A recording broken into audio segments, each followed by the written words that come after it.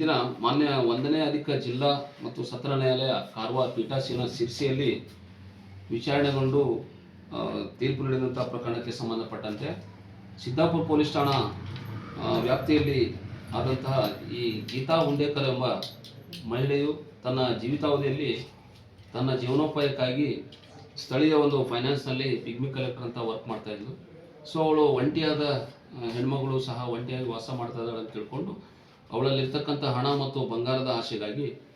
ಅಲ್ಲಿಯ ಒಬ್ಬ ವ್ಯಕ್ತಿ ಆರೋಪಿತನಾದಂಥ ಅಭಿಜಿತ್ ಮಡಿವಾಳ ಎನ್ನುವಾತ ಅವಳು ಏಕಾಂಗಿಯಾಗಿ ಬರುವುದನ್ನು ಚಲನವನ್ನು ವೀಕ್ಷಣೆ ಮಾಡಿ ದಿನಾಂಕ 23/12/2024ರಂದು ರಾತ್ರಿ 10:15 ಸಮಯದಲ್ಲಿ ಅವಳು ಮನೆ ಹಿಂಬದಿಯಿಂದ ಬಾಗಿಲು ಮುರಿದು ಒಳ ಪ್ರವೇಶಿಸಿ ಅವಳು ಮುಂಭಾಗದಿಂದ ಬಂದ ಮೇಲೆ ಅವಳನ್ನು ಏಕಾಏಕಿ ಕುತ್ತಿಗೆ ಹಿಡಿದು ಬಲವಾಗಿ ಹಿಚ್ಚಿ ಕೊಲೆ ಮಾಡಿ ಅವಳ ವೆನಿಟಿ ಬ್ಯಾಗ್ನಲ್ಲಿದ್ದಂತಹ ಸುಮಾರು 21,680 ರೂಪಾಯಿಯನ್ನು ದೋಚಿದ್ದಲ್ಲದೆ ಅವಳ ಕಿವಿ ಓಲೆ ಮತ್ತು ಅವಳು ಧರಿಸಿದಂಥ ಬಂಗಾರದ ಓಲೆಗಳನ್ನು ಸಹ ದೋಚಿಕೊಂಡು ಹೋಗಿ ಅವಳನ್ನು ಕೊಲೆ ಮಾಡಿದ ನಂತರದಲ್ಲಿ ಸ್ಥಳೀಯ ಬ್ಯಾಂಕ್ನಲ್ಲಿ ಅವಳ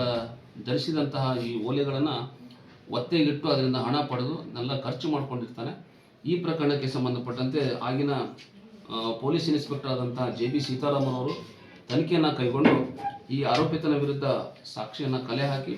ಮಾನ್ಯ ನ್ಯಾಯಾಲಯದ ಎದುರು ವಿಚಾರಣೆಗೆ ಹಾಜರುಪಡಿಸಿದರು. ವಿಶೇಷವಾಗಿ ಈ ಪ್ರಕರಣ ಈ ಭಾರತ ನ್ಯಾಯ ಸಂಹಿತೆ ಅಡಿಯಲ್ಲಿ ವಿಚಾರಣೆಯಾದಂಥ ಮೊಟ್ಟಮೊದಲ ಪ್ರಕರಣ ಆಗಿತ್ತು. ಸೊ ಈ ಪ್ರಕರಣ ಅತಿ ತ್ವರಿತಗತಿಯಲ್ಲಿ ಅಂದರೆ ಸುಮಾರು ಒಂದು 5 ತಿಂಗಳ ಅವಧಿಯಲ್ಲಿ ವಿಚಾರಣೆ ಕೈಗೊಂಡು ನೊಂದವರಿಗೆ ನ್ಯಾಯ ನೀಡಿದಂಥ ತೀರ್ಪಾಗಿರುತ್ತದೆ. ಸದರಿ ತೀರ್ಪನ್ನು ಮಾನ್ಯ ನ್ಯಾಯಾಲಯದ ನ್ಯಾಯಾಧೀಶರಾದಂಥ ಶ್ರೀ ಕಿರಣ್ ಕಿಣಿ ಸಾಹೇಬ್ರವರು ಈ ದಿನ ತೀರ್ಪು ನೀಡಿದ್ದು, ಆರೋಪಿತನು ತಪ್ಪಿತಸ್ಥನ್ನು ತೀರ್ಮಾನಿಸಿ ಆತನಿಗೆ ಜೀವಾವಧಿ ಶಿಕ್ಷೆ ಹಾಗೂ 32,000 ರೂಪಾಯಿ ದಂಡ ಹಾಗೂ 50,000 ರೂಪಾಯಿ ಪರಿಹಾರವನ್ನು ಮೃತಳ ಅವಲಂಬಿತರಾದ 2 ಹೆಣ್ಮಕ್ಕಳಿಗೆ ಕೊಡಬೇಕಂತ ಆದೇಶ ಮಾಡಿದ್ದಾರೆ. ಹೆಚ್ಚಿನ ಪರಿಹಾರ ಬೇಕಾದಲ್ಲಿ ಜಿಲ್ಲಾ ಕಾನೂನು ಸೇವಾ ಪ್ರಾಧಿಕಾರದಿಂದ ಅರ್ಜಿ ಸಲ್ಲಿಸಿ ಪಡೆಯಬಹುದಾಗಿದೆ ಎಂದು ಮತ್ತು ಆ ಕಾಲಕ್ಕೆ ಅವರು ಈ ಮೃತಳ ಓಲೆಯನ್ನು ಮತ್ತು ಅವಳಲ್ಲಿದ್ದಂಥ ಹಣವನ್ನು ಖರ್ಚು ಮಾಡಿ ಉಳಿದಂಥ ಹಣವನ್ನು ಅವಲಂಬಿತರಿಗೆ ಬಿಟ್ಟು ಕೊಡಬೇಕಂತ ಮಾನ್ಯ ನ್ಯಾಯಾಲಯ ಆದೇಶ ಮಾಡಿದೆ.